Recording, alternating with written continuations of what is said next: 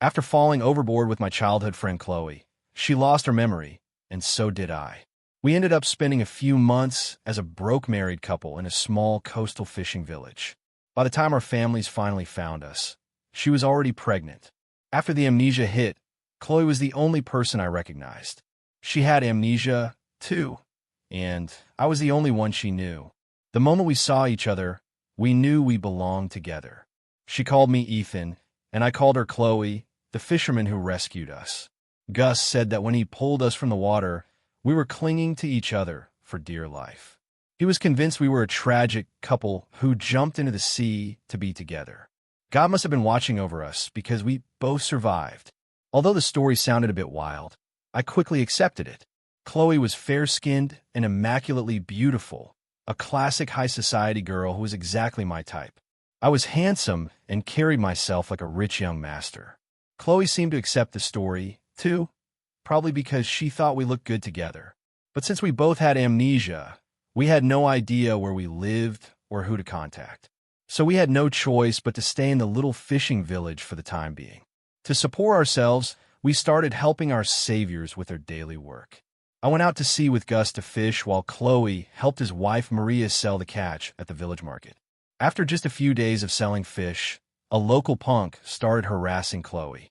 Seeing how pretty she was, he used buying fish as an excuse to loiter around the stall, trying to get handsy with her. Chloe was timid and only dared to hide behind Maria. When we got home, she cautiously told me what had happened. I couldn't sit still.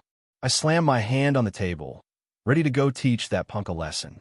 "Forget it," Chloe said, her voice soft and gentle as she tried to calm me down. "We're already relying on others' kindness here. Let's not cause any trouble." "I can't just stand by and watch my own wife get bullied," I shot back. In those days, I called her wife every chance I got, terrified someone else might snatch her away. Seething, I declared I would go with her to the market the next day. A sweet expression spread across Chloe's face. We really were a couple who'd risk death for each other. "Why don't you two just get married?" Maria suggested. "You already jumped into the sea for each other. If you get married now, your families can't say anything when they find you." Chloe shyly lowered her head, her cheeks blushing a deep red. "Then we'll have to trouble you and Gus to pick a good day for us," I said, overjoyed. I was going to marry this beautiful woman and make her mine as soon as possible. The next day, the punk showed up again. "Well, hello, beautiful. What are you selling today?" He didn't even finish his sentence before I rushed out from the side and slammed him against a water bucket. "You're the one who's been harassing my wife." The punk was stunned for a moment, then started shouting, "You touch me and you're dead." I scoffed and shoved his head into the bucket, letting him get a taste of raw fish. "I'm dead? You'll be dead long before me." The more he threatened me, the more reckless and terrifying my actions became. Chloe was scared and rushed over to stop me. I finally threw the half-drowned punk aside. "Still feel like harassing my wife?" After a long moment, just as he was catching his breath, I kicked him a few times. I looked down at the half-dead punk with overwhelming dominance. "No, I won't.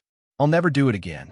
The guy was a classic bully, tough with the weak, but a coward in front of someone like me who didn't play by the rules. "If there's a next time, I'll kill you. Get lost." Once the punk was gone, Chloe immediately pulled me down to sit beside her. "Don't be like that next time," she pleaded. "What if you actually killed him? You'd be in serious trouble." "Don't worry. Your husband knows what he's doing." I puffed out my chest, trying to show off for her. She gave me a knowing smile, and my heart soared. Since we didn't know anyone and had no money, our wedding was just a simple meal with our neighbors in the fishing village. As for a marriage license, we figured we could deal with that later. The kind neighbors rented us a small courtyard house at a low price to be our new home. After everyone left, it was just me and Chloe in our wedding room. "Wife, I have nothing to give you, but you were still willing to marry me. I swear I'll treat you well for the rest of my life," I said, sitting nervously beside her and pledging my loyalty. Chloe looked at me shyly. "I don't have anything either, but you were willing to marry me, and that makes me so happy. From now on, you have to listen to me, okay? From this day forward, I'm all yours." I looked at her face, and the more I looked, the more I fell for her.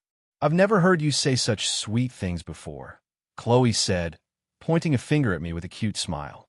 I think I'm starting to remember some things, she said suddenly. What do you remember? I was even more excited than she was. If she could remember, that would be for the best. Chloe shook her head. Just some fragmented memories. Feels like a scene where we were playing together.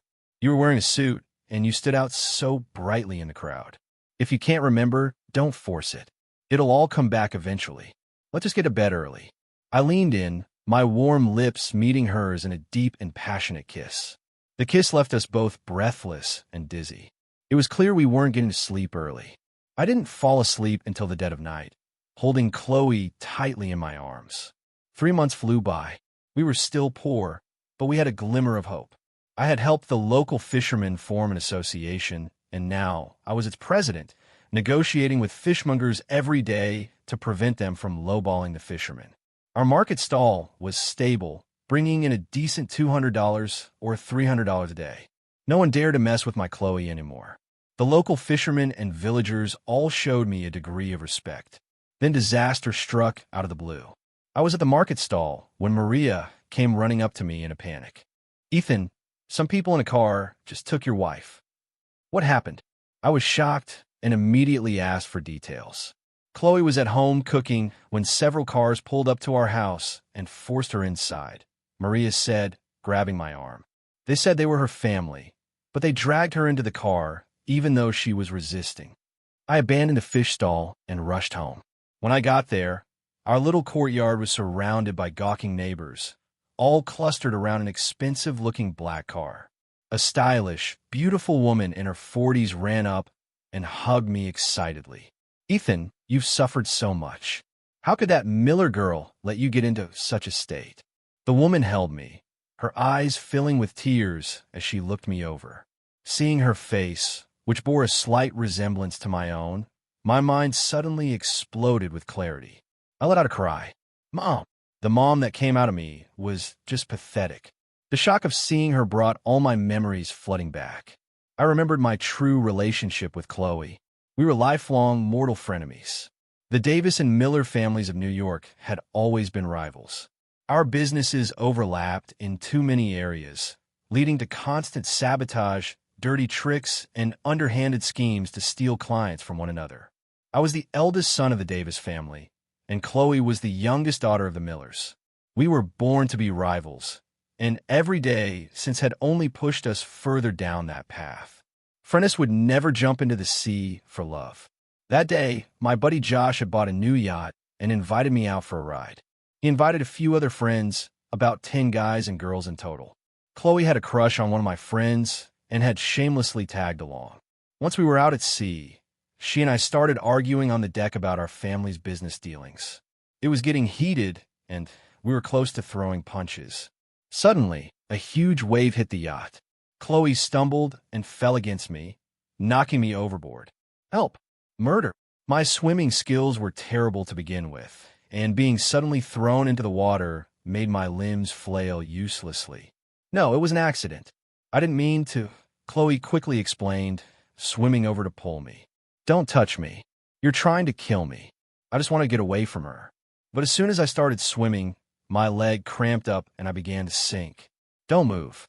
Grab my hand," Chloe yelled, reaching for me. I grabbed onto her like she was my last hope, clinging to her for dear life. "I can't swim if you're holding me like that. You push me in. If you don't save me, it's murder. Loosen your grip. I'll swim forward. You just yell for help." Chloe started to swim slowly around the yacht with me in tow, looking for a place to climb back on. But then another massive wave hit, and both our heads slammed hard against the bottom of the yacht. The current swept us further and further away. By the time our friends on the yacht realized we were gone, we had been carried nearly 1,000 meters away. The next thing we knew, we were being pulled from the water by fishermen, both of us with total amnesia.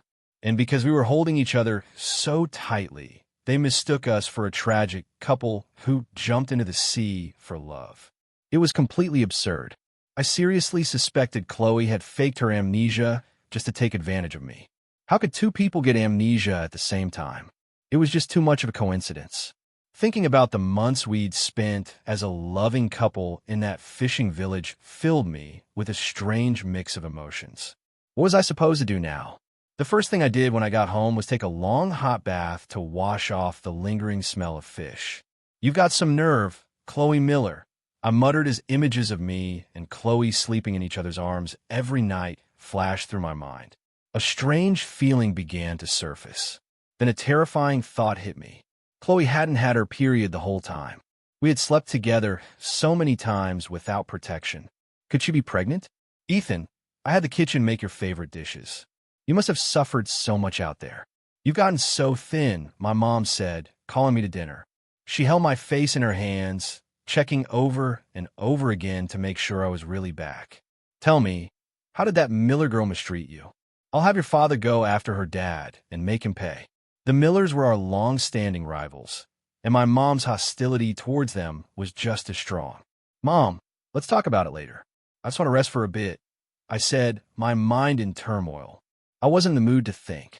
After dinner, I decided I had to talk to Chloe and find out what was going on in her head. After some hesitation, I called her. No answer. I called 4-5 more times, and every call went straight to voicemail. "So, you're playing dead, are you, Chloe? Just you wait. I'm going to make you pay for this." I sped over to the Miller's mansion. "Tell Chloe to get her ass out here," I yelled. My temper was always short, and the frustration bottling up inside me was about to make me explode. "Mr. Davis, Miss Chloe isn't back from the hospital yet," the Miller's butler said, recognizing me and speaking politely. My heart skipped a beat. "Why is she in the hospital? When we first found her, she said she didn't recognize us. We had to force her into the car. On the way back, she said she needed to find her husband, so she jumped out of the moving car and broke a bone."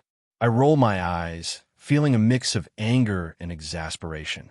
Was she an idiot who jumps out of a moving car? Chloe was in a private room at the hospital with her mother by her side. I hesitated at the door, unsure if I should go in. "I really don't remember who you are. Can you please just let me go find my husband?" I heard a familiar yet softer voice say, "He must be worried sick since I've been gone all day. You really are unreasonable. No wonder I had to jump into the sea to be with him. Did you lock up my husband too? Don't think you can do whatever you want just because you have money. I'm going to call the police on you." Hearing her voice, still full of life but without her memory, gave me a headache. She was alive and kicking, but her memory was still gone. "What husband are you talking about? That brat from the Davis family?" Chloe's mother was clearly furious. "That bastard Ethan Davis has caused our family so much trouble. If you dare to go looking for him, you'll never set foot in the Miller house again." "Who wants to set foot in your house? I don't even know you," Chloe retorted defiantly. Her mother sounded like she was about to have a stroke, her voice trembling with rage. "You're going to stay right here and not go anywhere. I'm getting you the best neurologist in the country to fix your brain." I couldn't listen anymore. I pushed the door open with a grin. "Mrs. Miller, what's all this? Getting angry is bad for your health. You should calm down," I said, feigning warmth as I walked over to comfort her. Seeing me was like a cat seeing a dog. She looked ready to tear me apart. "Ethan Davis, what kind of spell have you cast on my daughter?" "Mrs. Miller, you can't accuse me like that. I haven't done anything." I turned to Chloe, plopped down on her hospital bed, and looked sympathetically at the cast on her leg. "You silly girl. Were you trying to get yourself killed? Jumping out of a car. Is it serious?" "It's not serious. The doctor said it's a minor fracture and will heal quickly," Chloe said with a goofy grin. "Husband, they didn't hurt you, did they?" "Don't worry, they wouldn't dare." I patted her head and smiled. "Sweet Chloe, this is your wicked mother. She's the one who was against us, who tried everything to keep us apart. That's why we had to jump into the sea to be together." Chloe immediately looked at her mother with suspicion and wrapped her arms tightly around my waist. "Don't worry, you're the husband I chose. It doesn't matter if she's really my mom. I won't listen to her." My little act nearly made her mother explode. She pointed a trembling finger at me before grabbing her phone to call Chloe's dad. "You need to get your ass over here right now. Your precious daughter has been bewitched by that Davis brat." The more they didn't want me and Chloe to be together, the more I was determined to stir up trouble while she still had amnesia. "Chloe, come on. I'm taking you home. I'll convince my parents to accept you. From now on, you'll live with us and be part of our family." "Really?" Chloe asked, as if she couldn't believe it. "Of course it's real. I shot a defiant look at her mother. Chloe was silent for a moment, then asked weakly, "So, am I really going to marry you?" "What? You don't want to?" "I'm a rich man. You know, there are countless beautiful young women lining up to marry me." I leaned in, staring into her eyes and putting the pressure on. Chloe hesitated for a moment, then sighed. "As long as I can be with you, I'm willing to do anything. Let's go." With just a few words, I had her convinced and was ready to take her home to be my wife. Let's see how the Millers would dare to oppose me then. "Honey, how can you be so naive?" Her mother cried out in desperation. "This brat could sell you, and you'd still be counting the money for him. You're lying. My husband is an honest businessman. He never cheats his customers when he sells fish." Chloe, the sweet fool, defended me with a completely nonsensical argument. "You're not going anywhere." Seeing that reasoning was useless, her mother grabbed my arm and refused to let us leave. "Let go of him. I'm going home with my husband." Chloe glared at her mother, hopping on one foot, determined to leave with me. The situation was getting tense. I had a flash of inspiration. I pushed her mother back into the room and locked the door from the outside, leaving her there to cool off. "Wife, you look so beautiful today." "Husband, you look especially handsome today, too." I helped Chloe into the car and drove her home, feeling a little guilty, like I was tricking an innocent young girl. "Chloe, what are you doing at my house?" My dad had just gotten home and saw Chloe getting out of my car. He stormed over to us, furious. "You've worn my son down to a beanpole, and you still want more?" My dad's temper was just as explosive as mine. Chloe stood there awkwardly, looking at me with a pitiful expression, too scared to speak. "It seems like your father doesn't like me." I patted her shoulder reassuringly and pulled my dad aside. "Dad, don't yell. She has amnesia." "So what if she has amnesia? Why did you bring her home?" my dad asked, completely bewildered. I winked at him. "Chloe will do whatever I say right now. I'm tricking her into marrying me. It won't be long before the Millers come to us. Then when it comes to business negotiations, you'll be the one calling the shots." My dad's eyes lit up, and he gave me a thumbs up. "Son, that's a brilliant move. It's a shotgun wedding situation. Let's see that old man Miller try to act all high and mighty in front of me now." My dad's mood changed faster than you can flip a page. He turned around, a broad smile on his face as he looked at Chloe. "Daughter-in-law, I'm sorry for my attitude just now. I'll have the butler prepare a room for you right away. Make yourself at home. From now on, this is your home. If anyone ever tries to separate you from my son again, I'll be the first one to stop them." I almost burst out laughing. My dad was even more of a drama queen than I was. 10 minutes later, my phone was blowing up. Calls were coming in one after another, and notifications were pinging like crazy. My dad had posted the news of my engagement to Chloe on his Facebook. By now, the entire New York elite circle probably knew. "Ethan, buddy, you're finally back. It's so good to have you back. Dude, you're a legend. You got the gorgeous Chloe Miller to marry you. You just got back and you're already causing this much drama. Spill. How'd you do it?" It's true what they say. Fortune favors the bold. What kind of epic star-crossed love story happened while you two were missing? Come on. Tell us everything. On my phone, my group of friends was spamming the chat, demanding I explain how Chloe and I got together. I just turned my phone off and pretended I didn't see it. I went to my sister's closet and grabbed a few changes of clothes for Chloe. "Pick whatever you like. They're all new." Chloe stood there holding the clothes and staring in awe at the hundreds of new outfits filling the room. "Husband, I didn't realize your family was this rich. I feel so bad for making you live in that rundown house with me." She looked at me guilty, her eyes like those of a wounded puppy. "Don't feel guilty," I thought. "Your family is just as rich.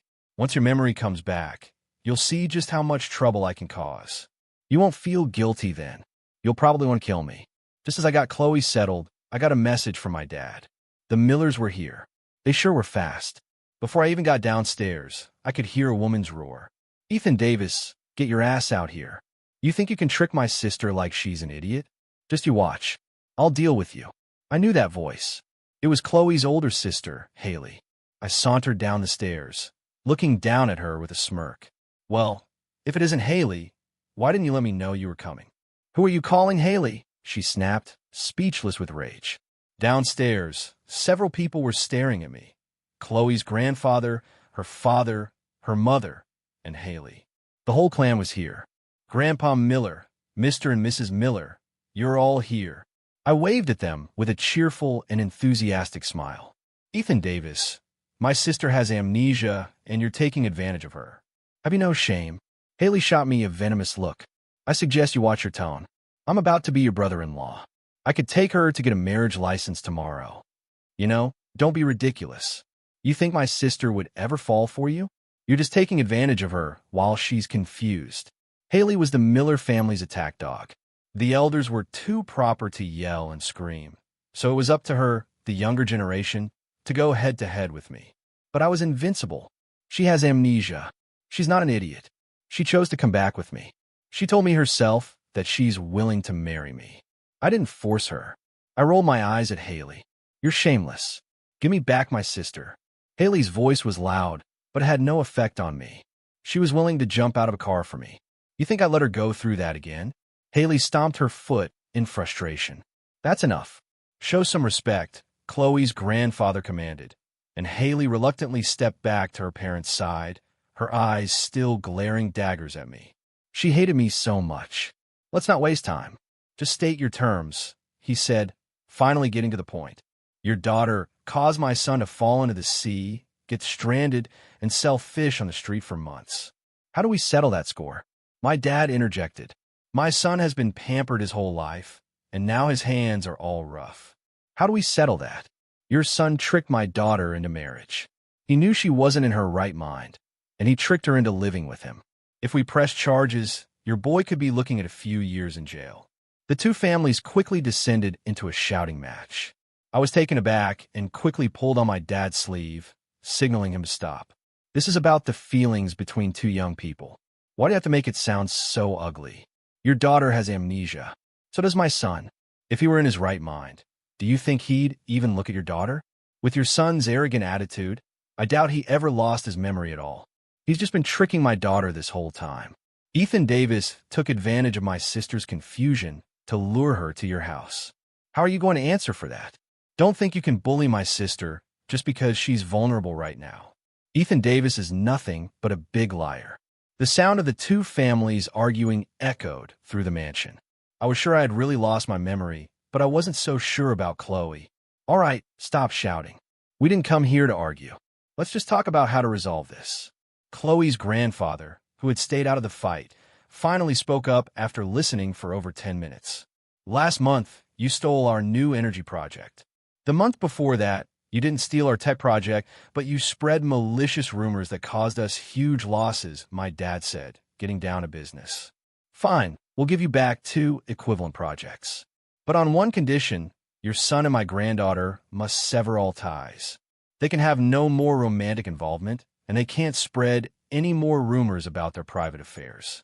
The old man was decisive. He'd give back 2 projects for the one they'd taken. My dad shot me a look, signaling that this was a good deal. I started to wonder how I was going to tell Chloe. I had just tricked her into believing we were a family, and now I was about to sell her out. I had sold out rivals before, but this time it hurt. The Millers had made an offer that was impossible to refuse. I turned and went upstairs. As I reached the 2nd floor, I saw Chloe leaning against the wall, a cold, mocking smile on her face. You sold me. For how much? I stared blankly at the dejected-looking Chloe before me. And suddenly, she didn't seem so naive anymore. Had she regained her memory? How much did you sell me for? She asked again, her gaze sharp and demanding. Her voice was no longer the soft, gullible tone I had gotten used to. She was back to being the sharp, capable, and shrewd heir of the Miller family. She was the successor handpicked by her grandfather, trained in business since she was a teenager, and well-versed in both overt and covert tactics. About $100 million, I said with a sudden fake smile, a strange ache in my heart. Since you're all better now, I won't lie to you anymore. Let's just say this whole misunderstanding is over. Frenemies should act like friends. Those 3 months as a loving couple were just a bizarre side effect of amnesia. When did you get your memory back? Chloe suddenly asked. Well, my mom came to get me. What about you? Did you really have amnesia? Yes, but I got my memory back when I jumped out of the car. Chloe said with a bitter laugh. For a moment, I almost believed you were really my husband. But then I thought, how could you possibly be my husband? I must have been dreaming. I want to ask you, was there ever a moment, even just one, when you truly thought of me as your wife? I clenched my fists, trying to steady my trembling heart, and let out a hollow laugh. You should go. Your family is waiting for you downstairs. You really are something else, Chloe said as she walked past me. She turned her head and mouthed a few more words at me. I saw them clearly and knew exactly what she was saying. She was calling me heartless. I felt a sharp stabbing pain in my chest, a dull ache that wouldn't go away. Just to clarify, the news about me marrying Chloe is a complete rumor. It's totally baseless, I announced to my friends who had gathered at my family sports complex. I knew it. Even for you, getting the beautiful Chloe Miller to marry you seemed impossible. You really had me going for a second. I almost thought it was real. Ethan, where were you guys during the time you were missing? My friends chattered, surrounding me with questions. Some godforsaken place. The whole village lived off fishing. No phone service. I ended up selling fish there for months. My skin got so rough. I'm so sorry, Ethan. It's all my fault. I never should have taken you out on the yacht. I almost got you killed, my friend, Josh said, his face full of guilt. The yacht was his. He had been under immense pressure these past few months, having lost both the Davis heir and the Miller heirs. Both families had nearly skinned him alive. Seeing that he looked even worse than I did, I tried to comfort him. It's not your fault. If anyone's to blame, it's Chloe for slipping and knocking me into the sea. Anyway, let's just forget about it. It's bad luck. I'm just glad you're okay. I really thought I'd never see you again. Josh threw his arms around me, sobbing. All right, stop crying. I know it wasn't your fault. Let's just stay away from the sea from now on. It's too dangerous. A question suddenly popped into my head. Josh, out of all the people there that day, do you know who Chloe had a crush on? Josh wiped his tears and looked at me strangely. Who? He was even more clueless than I was. You don't know who it was? No idea. We weren't out at sea for long before you, and Chloe went to the deck to talk business. You guys looked so serious, so I told everyone not to disturb you. By the time we realized you'd fallen in, we tried to rescue you, but the current was too fast. We could only watch as you were swept away. Then we called for help and got everyone we could to search for you. It took months before we got a lead from a fishmonger, and then you were found. Who does Chloe like? Does anyone know? I looked at my other 4 friends. They all shook their heads frantically, saying they didn't know her well. It seemed the person who knew Chloe best was me. She couldn't possibly like me. Could she? No, that was impossible. My feelings for Chloe were fake, and our marriage was a sham. I lay in bed tossing and turning, my mind filled with memories of the past few months with Chloe, the girl who called me her husband. Just before I fell asleep, I got a call from her. I'm pregnant. What are you going to do about it? Chloe's voice was cold and direct. What? I was stunned into silence. Is it mine? I asked, not entirely sure. Are you trying to die? She snapped. Don't be angry. Let me think. I tried to suppress the joy rising in my chest and asked tentatively, Are you planning on keeping it? I haven't decided yet. I'm just letting you know, she said, her voice flat and dejected. Can I come see you now? Let's talk in person. I wanted nothing more than to rush out and see her right away. Not now. I'm going to sleep. Tomorrow, maybe. At the hospital, Chloe hung up, but I couldn't sleep a wink. Chloe was actually pregnant with my child. It seemed like fate really wanted us to be together. The biggest problem between us was that our families had been enemies for so long. So long that I almost missed the days when we went to school together as kids. Back in elementary school, Chloe and I went to the same school. As kids, we didn't know about our parents' feud. And for a while, we were inseparable, always getting into mischief together. Until one time, we provoked a vicious dog and both ended up in the hospital with bites. I'll never forget it. I got 5 rabies shots, and I cried 5 times. The worst part was running into her every single time, since we were on the same vaccination schedule. And every time I cried, she would stand there and laugh at me, mocking me mercilessly.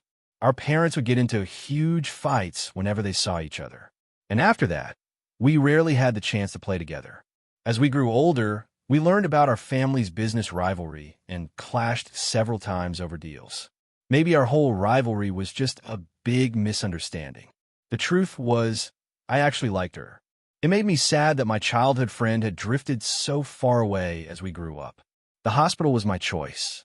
My cousin, Dr. Tina, was an obstetrician there. No way. Yesterday's gossip was actually true. You two really do have a story, Tina said, her eyes full of intrigue as she looked at us. Shut up, you. I shot her a glare and handed her the test results. Tina stared at the ultrasound for a long time, then looked up at Chloe. Seriously, you're definitely pregnant. 8 weeks. We can already see a heartbeat. Actually, it's 2 heartbeats. You're having twins. I was floored. Chloe was having twins. We had to keep them. So what's the verdict? Are you keeping the babies? Tina asked bluntly. Of course we are, I answered immediately. I sat down next to Chloe, my hands trembling as I took out my phone and started taking notes. What does she need to be careful about? This is the most critical stage for a miscarriage. Especially with twins, you have to be extra careful. Tina started rattling off a long list of pregnancy precautions. Chloe sat beside me, a look of surprise in her eyes as she watched me diligently taking notes. It seemed like fate was really pushing us together. Actually, there are no real feelings between us. It was all just a misunderstanding. Even if I have this baby, it has nothing to do with you, Chloe said, starting to argue with me as soon as we left the hospital. Let me just make a call first, I said, dialing my family to share the good news. Grandpa, tear up that deal we made with the Millers yesterday. No, triple the offer. We're giving it to Chloe. That's right. I'm going to marry Chloe. Grandpa, don't get mad yet. I have good news. Chloe's pregnant. I just took her for an ultrasound. It's twins. That's why I said we have to get married. A few minutes later, I was facing Chloe again. My grandpa said he's going to arrange a formal proposal to your family right away. You can name your terms, and we'll prepare whatever you want, I told her happily. Chloe just snorted and rolled her eyes at me. Yeah, well, my dad said he's going to break my legs. Of course, Chloe's dad wasn't actually going to break her legs, but he really did look like he wanted to break mine. He chased me around the living room with a stick 3 times before he finally stopped. My daughter is not marrying you, he declared flatly, refusing. Mr. Miller, I'm serious. I genuinely want to marry Chloe. I stood respectfully before him. He glared at me. Daughter, don't listen to them. If you're pregnant, you're pregnant. You can have the baby, and I'll raise it. You don't need to lower yourself and suffer in the Davis family. Mr. Miller, I won't let her suffer. I've loved Chloe since we were kids. Please believe me. I pleaded, trying to prove my sincerity. Love my ass. You're just a shameless predator who preys on my daughter. You think my daughter is easy to fool? Well, I'm not. He didn't hold back at all in his scolding. I thought about it. Chloe and I were childhood friends, even if we hadn't been in touch for a long time. I had always liked her. Chloe, hearing my words, stole a glance at me. Mr. Miller, I've already spoken to my grandfather. We're offering a $30 million bride price. If you have any other conditions, we could discuss them. I dropped the bombshell with a $30 million offer. I couldn't believe I wouldn't be able to marry her. Stop fighting, Chloe suddenly said from the sofa. Ethan, you shouldn't be talking to my dad. You should be talking to me. She shot me an exasperated look. You haven't even talked to me. So why the hell are you talking to my dad? Even if my dad agrees, if I don't, you're not getting anything. I looked at her awkwardly. What do you want? We've never even dated, and you want to marry me? What do you think I should want? But we're having a baby together, I said, feeling a little hurt. So what should I compromise for the sake of child? Like my dad said, my family can afford to raise it. My dad doesn't care if I have a baby out of wedlock. So if you want to marry me, the person you should be talking to is me. Her dad chuckled from the side. We might consider it if you marry into our family. Mr. Miller, you know that's impossible. I said firmly. I had a multi-billion-dollar inheritance waiting for me. Then there's nothing to talk about. Showing the door, her dad said, ordering me out. Chloe walked me to the door, and seeing her hesitant expression, I felt both amused and annoyed. Do you really want to marry me? She asked. Yes. I've already told my grandfather that whether they agree or not, I'm going to marry you. I looked at her intently. I was sure she liked me, too. Chloe blushed and asked, Did you really like me since we were kids? Do you remember when we used to play together as kids? Chloe nodded.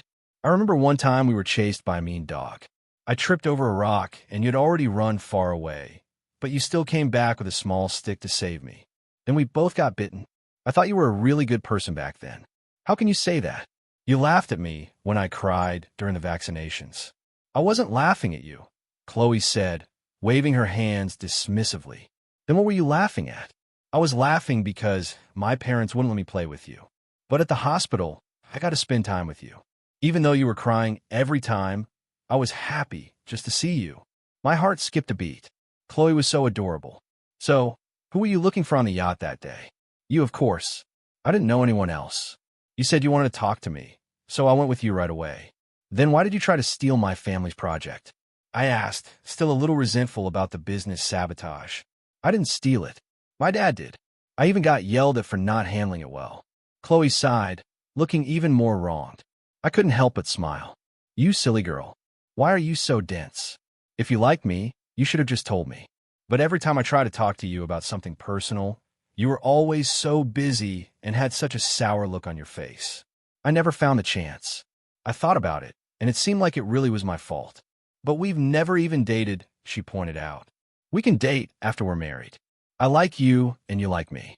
A sweet feeling spread through me, like honey melting in my heart. Chloe's dad was no saint. He actually wanted Chloe to give birth at their house. I knew what that meant. If the babies were born in the Miller house, they would take the Miller name. I would rather pay a bigger bride price and get my wife home as soon as possible. My grandfather was generous, giving a $30 million bride price and several properties for us to choose from. Cash, gold bars, and gold jewelry filled a whole bed for Chloe. She also received a significant amount of property, cars, and stocks, most of which were registered in her name. She brought a hefty dowry with her as well. And so, 3 months in her pregnancy, we got married. Everything was taken care of for us. All I had to do was be with Chloe every day. I hired 8 maids for her, with people to help her up and down the stairs, and the entire floor was covered with non-slip mats, terrified that something might happen to the twins in her belly. I even stopped going to the office, staying home every day to play classical music for the babies with Chloe. After the babies are born, I plan to hand them over to the nannies for a bit so I can take Chloe out and make up for the dating we missed. Although Chloe has the air of a princess, she's actually a sweet and gentle girl who loves to be pampered and cherished by me. Our marriage began in absurdity, but ended in love. She was my childhood friend, and I was hers.